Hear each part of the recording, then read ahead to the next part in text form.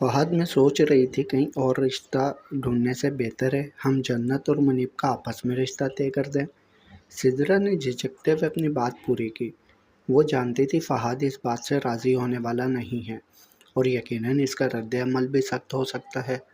लेकिन जन्नत की खुशी की खातिर इसने फिर भी फहद से हल्की सी उम्मीद पाल कर बात की थी। कैसी बातें कर रही हैं आप? ये किसी सूरत भी मुमकिन नहीं है भाभी। मुझे समझ नहीं आ रहा आप क्यों ऐसी ज़िद पकड़ कर बैठ चुकी हैं। हालांकि आप जानती हैं हम कभी भी इन लोगों से रिश्ता नहीं जोड़ सकते। वो चाय का कप नीचे रखकर हैरत से इनको घूरने लगा। रिश्ता तो जुड़ चुका है फहद। हम इनके घर की बेटी जब अपने घर ला सकते हैं तो क्या हमारी बेटी इस घर में नहीं जा सकती? इससे ताल्लुकात और भी मजबूत हो जाएंगे। सिद्रा ने लफ्ज़ों पर जोर दिया। एक मुसीबत झेल रहे हैं ना हम इनके घर की, और इस रिश्ते से कितनी राहत और सुकून मुयस्सर हुआ है वो भी आप देख चुकी हैं। मज़ीद इनसे रिश्ता बढ़ाने की कोई ज़रूरत नहीं है हमें। ताल्लुकात बढ़ाने के लिए हम जन्नत को इनके हवाले नहीं कर सकते। इसका तनाव बढ़ने लगा। तुम्हारी और फरीन की बात अलग है। तुम दोनों ही इस रिश्ते से राज़ी नहीं थे, इसलिए तुम दोनों की आपस में अभी तक नहीं बन रही। लेकिन यहाँ सबसे बड़ी बात यह है कि जन्नत भी इसी में खुश है। क्या जन्नत भी? सिद्रा का आखिरी जुमला इसके लिए नाकाबिले यकीन था। अचानक सिद्रा को अपनी बात पे पछतावा होने लगा, लेकिन अब बात ज़ुबान पर आ चुकी थी, सो आ गई। फिर तो भाईजान ने ठीक ही सोचा है। जितना जल्दी हो सके जन्नत का निकाह कर देना चाहिए, कहीं वह हमारे लिए कोई बदनामी का बायस ना बने। वो मुठियाँ भींच कर बोला। फहद, तुम भी अपने भाई की तरह सोचने लगे हो। मुझे तुमसे ये उम्मीद ना थी। कम अज़ कम तुम ऐसी बातें ना करो। हालांकि तुम खुद भी किसी से मोहब्बत करते हो, और अगर मोहब्बत हासिल ना हो तो कितनी अज़ियत से गुजारा करना पड़ता है, ये तुमसे बेहतर और कौन जान सकता है। किसी और के साथ घुट घुट कर जीने पर मजबूर करने से अच्छा है हम जन्नत के लिए ऐसा साथी चुनें जिसके साथ वो खुश रह सके और पुरसुकून ज़िंदगी गुजार सके। सिद्रा हमेशा की तरह फ़िक्रमंदी से इसे समझा रही थी। मेरी बात और है भाभी, वो लड़की होकर न जाने कब से हमारी आंखों में धूल झोंक रही है। वो खुद अपने लिए लड़का पसंद करे, वो भी दुश्मन ख़ानदान का, और हम खुशी के साथ इसे वहाँ रुखसत कर दें। ये बात हमें कैसे गवारा हो सकती है? इसने नफ़ी में सर हिलाते हुए सिद्रा को मतवज्जा किया। बात मर्द और औरत की कहाँ से आ गई? एहसास तो एक जैसे ही होते हैं ना सबके। हर किसी को ज़िंदगी जीने का पूरा हक है फहद। मुझे तो कभी कभार शक होता है कि तुम वो पढ़े लिखे बाशऊर फहद हो जो कभी मुझे असगर के हाथों मार खाता देखकर बीच में आ जाया करता और मेरी खातिर अपने भाई से लड़ना शुरू कर देता, इसे बातचीत करना छोड़ देता। तुम्हें याद है ना, जब तक वो मुझसे माफ़ी ना मांगते तुम इनसे सुलह ना करते थे। वो जितलाते हुए इसे देखती रही। आपकी इज़्ज़त मैं आज भी करता हूँ भाभी। आप मेरे लिए आज भी काबिल एहतराम हैं। आज भी मैं आपको किसी तकलीफ़ में नहीं देख सकता। वो इनके करीब होकर संजीदगी से बोला। मैं अपने लिए कुछ नहीं मांगती, बल्कि मैं चाहती हूँ हर औरत तुम्हारे लिए काबिल एहतराम होनी चाहिए, चाहे वो कोई भी हो, जन्नत हो या फ़रहीन। सिद्रा ने नमदीदा आंखों से इसे देखा। और रही बात औरत की मोहब्बत करने की, तो ये मत भूलो कि जिस खुशी से तुम मोहब्बत करते हो और इसकी वफ़ादारी के गुण गाते हो, वो भी एक औरत है, किसी के घर की इज़्ज़त है। जब वो किसी की बहन और बेटी होकर तुमसे मोहब्बत कर सकती है, तो फिर अपनी बहन के ताल्लुक़ को भी कबूल करो। इसके सीने में भी दिल है जो किसी की तरफ माइल हो सकता है, इसने जतलाते हुए बोला। इसकी बात सीधा फहद के दिल को लगी थी। इस वक्त इसे जन्नत पर गुस्सा तो आने लगा था, इसके पसीने छूट रहे थे, लेकिन सिद्रा की बात भी इसके जहन को परेशान करने लगी थी। वह तज़-बज़ब का शिकार होने लगा। ठीक है, अगर भाईजान इसका रिश्ता मुनीब से करने के लिए रज़ामंद हो जाते हैं तो मैं इस मामले में कोई मुखालफत नहीं करूँगा। वो बोलते हुए उठने लगा। लेकिन फहद, मैंने इनसे बात करके देखा है, वो इस बात से कतई राज़ी नहीं है। मैं चाहती हूँ तुम इन्हें मनाओ। सिद्रा भी उठकर इसके पीछे बोलती हुई आई। ये मुझसे नहीं हो सकता भाभी, आप जानती हैं भाईजान को। तुम कोशिश तो करो। اس نے التجائیہ بولا۔ وہ نفی میں سر ہلاتا ہوا وہاں سے چل دیا اور سدرا اسے بے بسی سے دیکھتی رہ گئی۔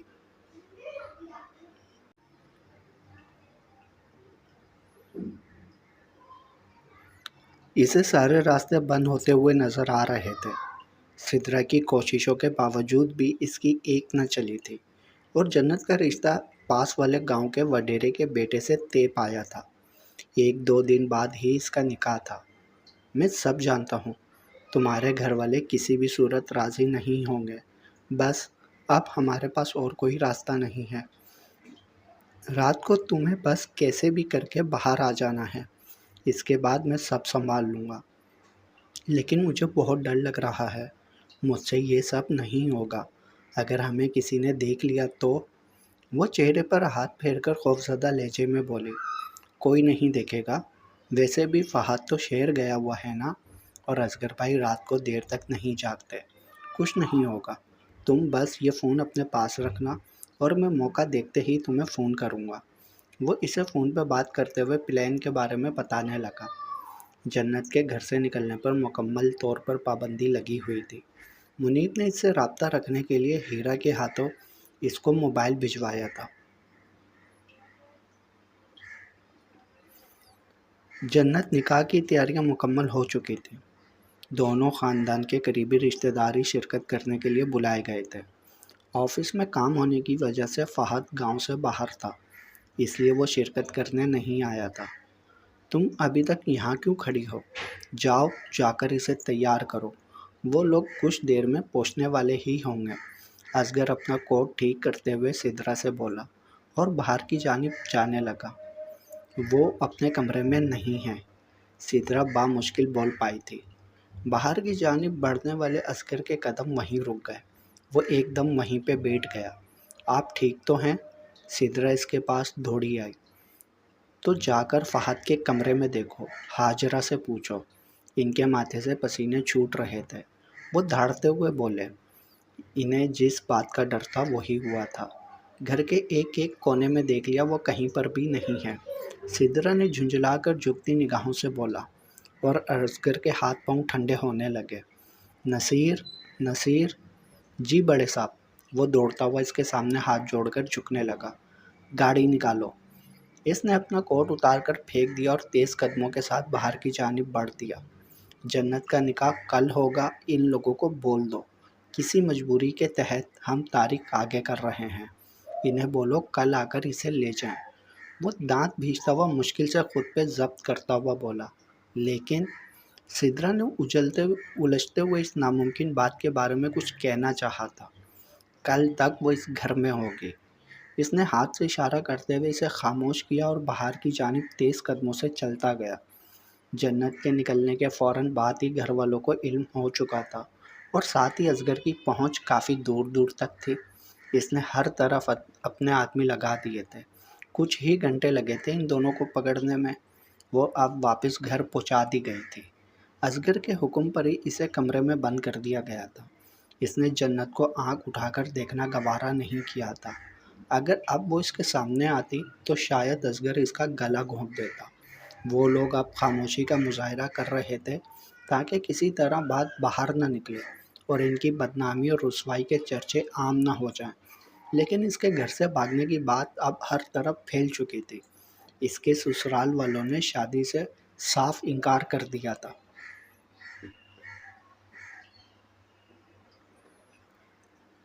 وہ کسی پریشانی کے عالم میں نہ چاہتے ہوئے بھی ٹائپ کرنے میں مصروف تھا۔ اسے جنت کی اس حرکت سے بے حد صدمہ پہنچا تھا۔ گھر سے باہر نکلتے ہوئے اور گاؤں والوں سے سامنا کرتے ہوئے اب شرم آنے لگی تھی۔ اس کی حالت کو دیکھتے ہوئے بھائی جان نے آفس کا کام دیکھنے کے لیے واپس بھیج دیا تھا اور گاؤں آنے سے سختی سے منع کیا تھا۔ اسے فی الحال وہیں کام پہ دھیان رکھنے کو بولا گیا تھا۔ نہ چاہتے ہوئے بھی اسے آفس کے کام کے لیے مجبوراً رکنا پڑا تھا۔ کام کرتے وقت اس کا موبائل بجنے لگا۔ لاچاری اور بے دلی کے ساتھ اس نے فون کی طرف ہاتھ اٹھایا۔ اسے یقین تھا کہ کوئی نہ کوئی اسے جنت کے بارے میں سوال جواب کرے گا، افسوسی تبصرے کرے گا۔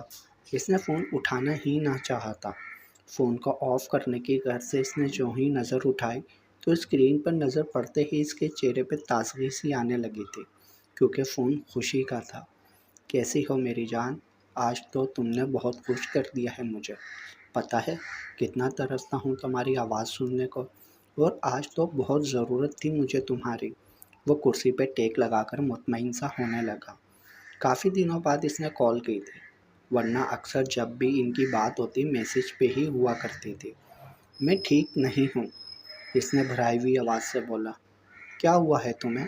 سب خیریت تو ہے نا؟ وہ کرسی سے اٹھ کھڑا ہوا۔ آج جو میں کہنے جا رہی ہوں وہ شاید میسیج میں نہیں بول پاؤں گی۔ آج بہت کچھ بتانا ہے تمہیں، تم سنو گے نا؟ وقت ہے نا تمہارے پاس؟ وہ بے بسی سے پوچھنے لگی۔ بالکل سنوں گا، میرا پورا وقت تمہارے لیے ہی تو ہے۔ اب وہ پرجوش انداز میں لیپ ٹاپ کو سائڈ پہ کرنے لگا۔ اگر تم پورا دن اور ساری رات بھی بولتی رہو گی تو بھی میں سارے کام چھوڑ کر تمہارے لیے فون کان پہ لگائے رکھوں گا۔ بولو آج جو بھی بولنا ہے۔ اسی دن کے انتظار میں تو میں نے نہ جانے کیسے ایک ایک پل گزارا ہے۔ کیا بتانا چاہتی ہو آج؟ وہ خوشی سے اپنے بالوں کو سنوارنے لگا۔ سچ بات بولوں تو جب میری شادی ہوئی تو میں نے اس دن یہ فیصلہ کر لیا تھا کہ تم سے اب کبھی رابطہ نہیں رکھوں گی، کیونکہ میں کسی اور کی ہونے جا رہی تھی، اور یہ بات کسی بھی شریف لڑکی کے کردار کے لیے گوارا نہیں کہ وہ اس طرح اپنے شوہر کو دھوکہ دے اور غیر مرد سے کوئی بات چیت رکھے۔ لیکن جب میں اس گھر میں آئی تو مجھے پتہ چلا میں یہاں دلہن بن کے نہیں، کسی کی نفرت کا مرکز بن کے آئی ہوں، جہاں میری کوئی عزت ہی نہیں۔ اس شخص نے تو مجھے اپنی بیوی ہی تسلیم نہیں کیا۔ وہ بات کرتے وقت رو پڑی۔ وہ بہت ظالم ہے، بہت۔ اس نے الفاظ کو گہرائی سے ادا کیا۔ کیا تم مجھے ایک بار اس شخص کا نام بتاؤ؟ تمہارے ساتھ ہر ظلم کا بدلہ لوں گا میں اس سے، تم دیکھ لینا۔ اس کی بات سن کر فہد کو غصہ آنے لگا اور وہ گرجتی ہوئی آواز میں بولا، نہیں، اسے اب وقت بدلہ لے گا، اور دیکھنا ایک نہ ایک دن وہ ضرور منہ کی کھائے گا۔ مجھے ان گناہوں کی سزا دی گئی جو میں نے کیے ہی نہیں تھے۔ مجھے تو پتہ ہی نہیں تھا کہ میں خون بہا میں آئی ہوں، جہاں لڑکی کو لڑکی نہیں بلکہ ایک جانور تسلیم کیا جاتا ہے۔ ایک عورت کے لیے یہ کتنا اہم دن ہوتا ہوگا، لیکن جہاں شادی کی پہلی رات مجھ پر تھپڑ برسنے لگے، سوچو وہ وقت میں نے کیسے گزارا ہوگا۔ مرد اتنا ظالم کیوں ہوتا ہے؟ کیوں ہر بار عورت قربان کر دی جاتی ہے؟ کیا وہ انسان نہیں ہوتی؟ وہ کھوئے کھوئے انداز میں اب شکوہ کر رہی تھی۔ تمہیں کسی جانور کے ساتھ مزید رہنے کی کوئی ضرورت نہیں ہے خوشی۔ تم ایک بار مجھے اپنی پہچان بتا دو، بولو کہاں پر ہو تم، اسی وقت تمہیں لینے آ جاؤں گا۔ وہ بے بسی سے التجا کرنے لگا۔ نہیں، اب بہت دیر ہو چکی ہے، میں آج ٹوٹ چکی ہوں، میری ساری ہمت جواب دے چکی ہے، مجھے معاف کر دینا، میں بہت بڑے ظالموں میں پھنس چکی ہوں، مجھے اب نکلنے کی کوئی امید نظر نہیں آ رہی، اور اپنا پتہ دے کر میں تمہیں کسی مصیبت میں نہیں ڈالنا چاہتی، ہو سکے تو مجھے معاف کر دینا، آج کے بعد ہماری بات نہیں ہو پائے گی۔ اس کی آواز میں مسلسل سسکیاں اٹھنے لگی تھیں۔ تم دھوکہ دے رہی ہو مجھے، تم بس اتنی محبت کرتی تھی مجھ سے؟ وہ بے یقینی سے دھیمے لہجے میں بولا۔ میں کوئی دھوکہ نہیں دے رہی، اتنے عرصے سے بنا دیکھے تم پر اندھا یقین کرتی ہوئی آئی ہوں، پھر بھی تم مجھے دھوکے باز کہہ رہے ہو؟ وہ شکوہ کرتے ہوئے بولی۔ تو پھر کیوں آج اجنبی بن رہی ہو میرے ساتھ؟ وہ ٹیبل پر ہاتھ مارتے ہوئے ناگواری سے بولا۔ کیونکہ یہ لوگ بہت ظالم ہیں، اور میں نہیں چاہتی کہ میری وجہ سے تمہیں نقصان پہنچے۔ یہ لوگ کسی پہ بھی ذرا بھی رحم نہیں کھاتے۔ وہ ظالم شخص کبھی بھی آتا ہوگا، مجھ میں مزید اس کے ظلم سہنے کی قوت نہیں ہے، اور نہ ہی تمہیں یہاں بلا کر میں تمہاری جان گنوانا چاہتی ہوں۔ اس کی آواز اب کچھ ڈھیلی پڑنے لگی تھی۔ تو تم یہ کہنا چاہ رہی ہو کہ اب اس کے ظلم کے ڈر سے تم باقی کی زندگی اس کے ساتھ گزار لو گی؟ میری اب کوئی جگہ نہیں ہے، بس تم مجھے چھوڑ رہی ہو؟ وہ جھنجھلا کر بولا۔ اس کی باتوں میں اب ناراضگی تھی جو کہ خوشی محسوس کر سکتی تھی۔ نہ تو میں اس درندے کے ساتھ زندگی گزار سکتی ہوں، اور نہ ہی تمہارے بغیر جی سکتی ہوں۔ بہت کوشش کرنے کے باوجود بھی میں اس کے ظلم کے آگے ہار چکی ہوں۔ میں مر رہی ہوں، تمہاری خوشی کا آج آخری دن ہے، اس کے بعد ہماری بات اب کبھی نہیں ہوگی۔ وہ تیز سانسیں لیتی ہوئی لاچاری سے بولی۔ تم پاگل ہو گئی ہو خوشی؟ تمہیں خدا کا واسطہ ایسی باتیں مت کیا کرو، ورنہ میں یہیں بیٹھے بیٹھے مر جاؤں گا۔ اس کا جسم لرزش کرنے لگا، وہ بے بسی سے مٹھیاں بیچنے لگا۔ مریں تمہارے دشمن، تمہیں تو اب جینا ہے، میرے مرنے کے بعد تم شادی کر لینا، اور میری بس ایک وصیت یاد رکھنا، وہ جو کوئی بھی ہو اسے عزت دینا، بھلے ہی وہ تمہاری محبوبہ نہیں ہوگی، لیکن اس کے سامنے میرا ذکر کر کے اس کے جذبات کو زخمی مت کرنا۔ وہ تمہاری من چاہی بیوی بھلے ہی نہ ہو، لیکن وہ ایک عورت ہوگی، اس کا بھی دل ہوگا، جذبات ہوں گے، اس کی قدر کرنا، اور کبھی اس پہ ہاتھ مت اٹھانا۔ میں نہیں چاہتی جو کچھ میرے ساتھ ہوا ہے وہ کسی اور کے ساتھ ہو، وہ گلا تر کرتے ہوئے بولی، ساتھ ہی اس کی آواز میں شدت کے ساتھ درد ابھرا تھا۔ میں تمہارے علاوہ کسی سے شادی نہیں کرنے والا، تم کہیں نہیں جا رہی، سنا تم نے؟ اور اب یہ پاگل پن چھوڑو، مجھے بتاؤ کہاں رہتی ہو؟ اب بہت ہو چکا یہ سب، میں تمہیں لینے آ رہا ہوں، مجھے کسی کی پرواہ نہیں، بھلے وہ کتنا ہی طاقتور اور ظالم کیوں نہ ہو، میں اس سے نمٹ لوں گا، تم بس ایک بار مجھے اس کا نام بتاؤ۔ وہ عجیب کشمکش کا شکار ہوا تھا، خوف سے اب اس کا دل بیٹھتا جا رہا تھا۔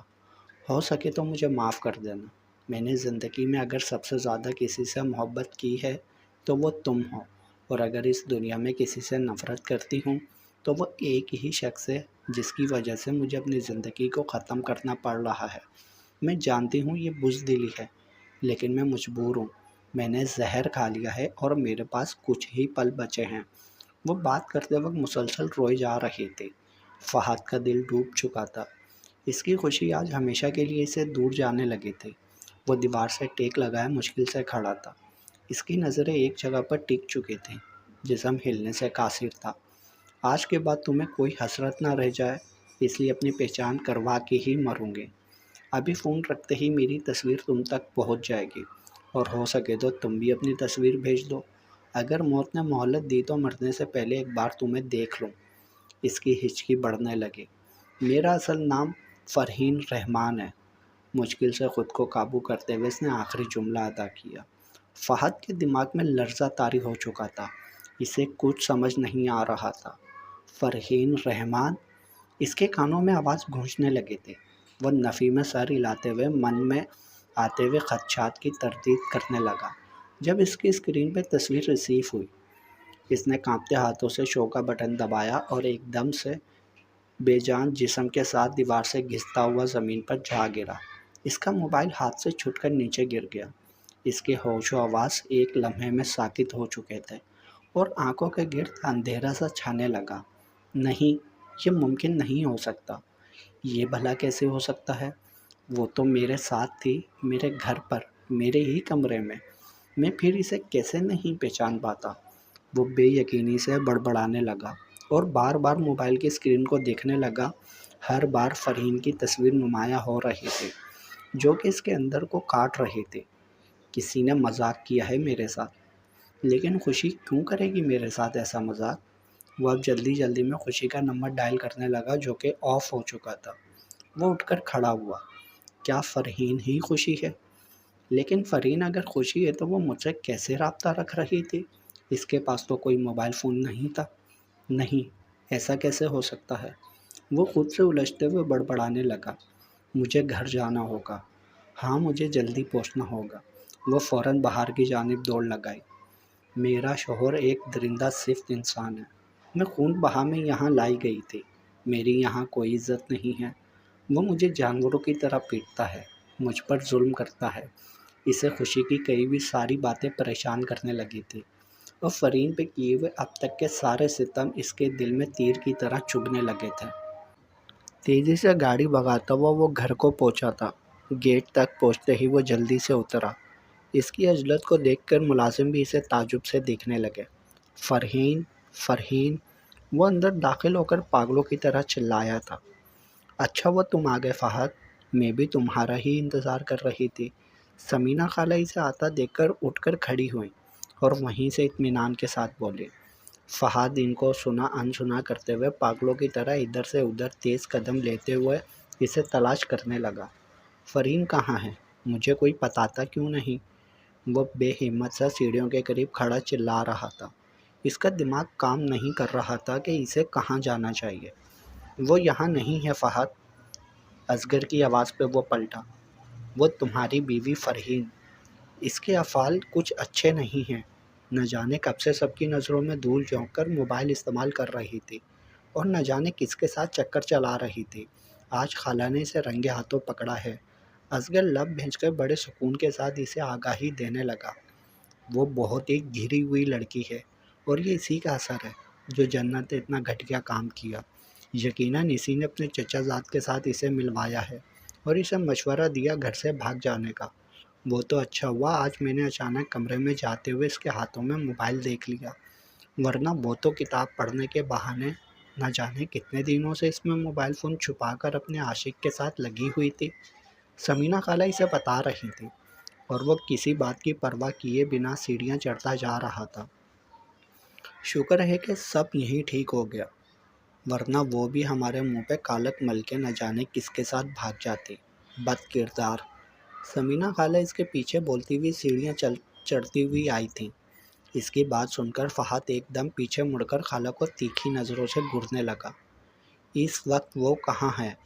اس نے خشک پڑتے گلے کو تر کیا اور غصے کو قابو میں کرتے ہوئے پوچھا۔ اس نے خودکشی کر لی ہے۔ جاری ہے بقیہ اگلے پارٹ میں۔